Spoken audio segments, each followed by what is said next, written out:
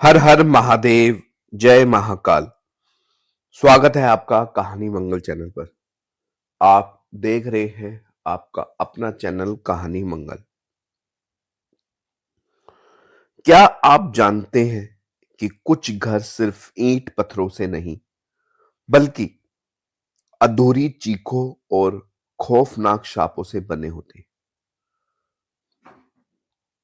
आज की कहानी आपको राजस्थान के उस गुमनाम गांव में, जिस गांव का नाम है रक्तपुर, उनकी गलियों में ले जाएगी, जहां की हवाओं में आज भी मौत की गंध रची बसी है। इस कहानी का केंद्र है वह अंधेरी हवेली, जिसका दरवाजा अगर आप एक बार खोल जाए तो फिर वहां से सिर्फ परछाइयां ही बाहर आती हैं, इंसान नहीं। सदियों पुराने एक ऐसा खूनी शाप जिसने एक पूरे वंश को अपनी भूख का निवाला बना लिया, और अब उसकी नजर उस आखिरी वारिस पर है जो अनजाने में मौत के इस जाल में कदम रख चुका है। तैयार हो जाइए एक ऐसे रोंगटे खड़े कर देने वाले सफर के लिए, जहां हर कोने में कोई इंतजार कर रहा है और जहां रोशनी का मतलब उम्मीद नहीं बल्कि बर्बादी का संकेत है। आखिर क्या राज छिपा है उस रक्त दीपक में? क्या आर्यन उस रूहानी जाल से बच पाएगा, या वह भी उस हवेली के खौफनाक इतिहास का एक काला हिस्सा बनकर रह जाएगा? दिल थाम कर बैठिए, क्योंकि आज हम जलते हुए दी की लो में उस सच को देखेंगे जिसे दुनिया ने भुला दिया था। ये कहानी है शापित हवेली के आखिरी चिराग की, एक ऐसा अंधेरा जिसे आप कभी भूल नहीं पाएंगे। राजस्थान के रतीली धारों के बीच बसा कुलधारा जैसा ही एक नाम, एक गुमनाम गांव था रक्तपुर। इस गांव की सरहद पर खड़ी थी अंधेरी हवेली, जिसे स्थानीय लोग यम की कोख कहते थे। सदियों पहले इस हवेली के मालिक ठाकुर गजेंद्र सिंह ने अमर होने के लिए अपने ही कुल के बच्चों की बलि दी थी। कहते हैं आखिरी बलि के वक्त उसकी अपनी बेटी ने उसे शाप दिया था कि इस हवेली का वंश कभी खत्म नहीं होगा, बल्कि एक अंतहीन भूख बनकर इसी हवेली की दीवारों में कैद रहेगा। पीढ़ी दर पीढ़ी इस परिवार का हर वारिस 21वें साल की रात को गायब हो जाता था।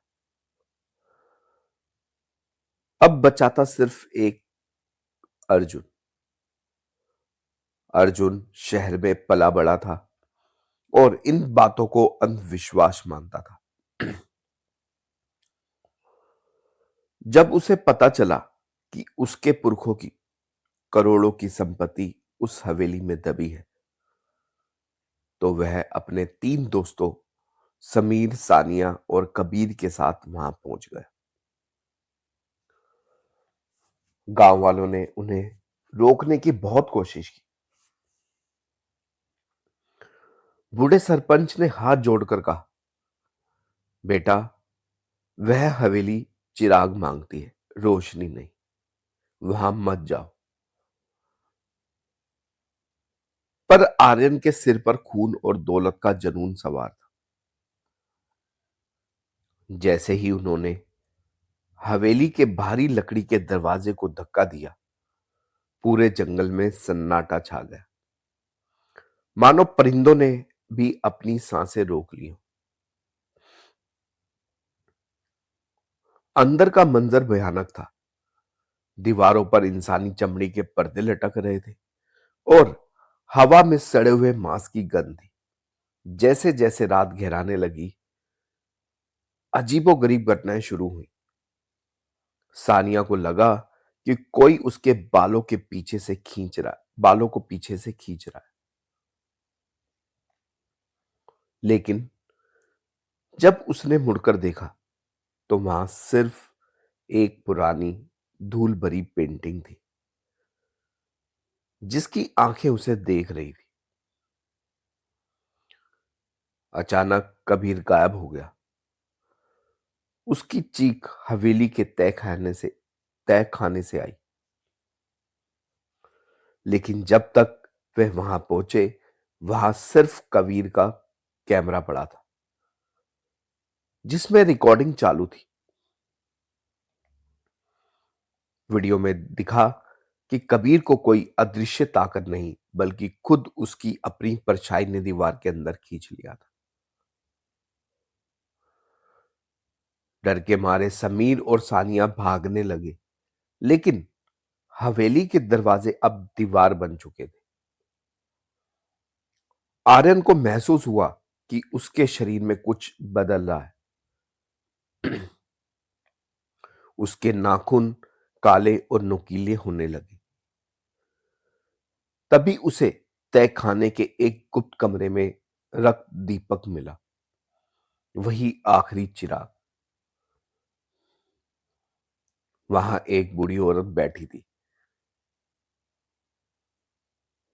उसने बिल्कुल धीमी सी आवाज में कहा, शाप पूरा होने का समय आ गया है। इस हवेली का आखिरी चिराग जलने के लिए तेल नहीं, अपनों का खून मांगता है। अर्जुन को समझ आ गया कि उसे यहां बुलाया नहीं गया था, उसे पकाया गया था। कहानी का भयानक मोड़ तब आया जब अर्जुन ने खुद को बचाने के लिए अपने दोस्तों को मारने की कोशिश नहीं की, बल्कि उसे एहसास हुआ कि वह इंसान है या नहीं। वह तो उसी ठाकुर राजेंद्र सिंह की रूह का एक हिस्सा था जो बरसों से एक नए शरीर का इंतजार कर रहा था। आधी रात के 12 बजते ही आर्यन का शरीर फट गया और उसके अंदर से एक काला साया निकला जिसने समीर और सानिया को एक पल में राख कर दिया। अगले दिन सुबह जब सूरज निकला, हवेली गायब थी। गांव वालों ने देखा कि रेत पर सिर्फ एक जलता हुआ दिया रखा था जिसके अंदर तेल की जगह इंसानी खून उबल रहा था।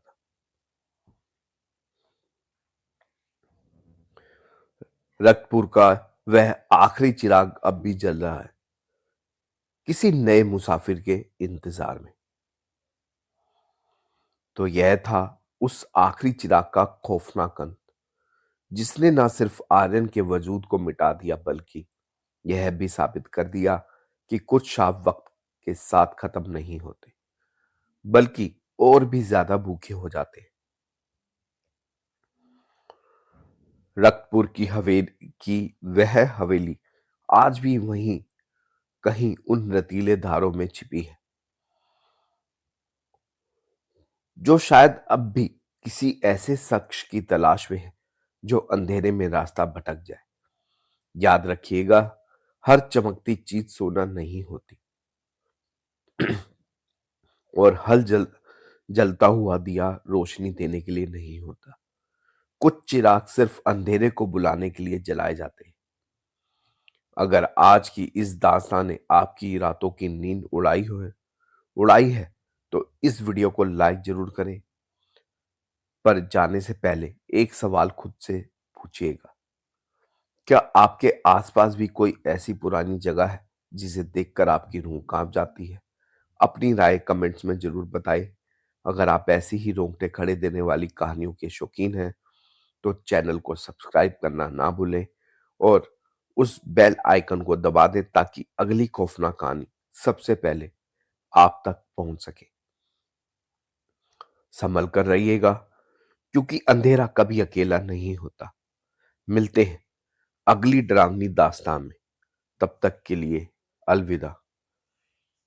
अपना, अपने परिवार का ध्यान रखिए और एक बार ज़रूर प्यार से बोलिए, हर हर महादेव, जय महाकाल, जय महाकाल।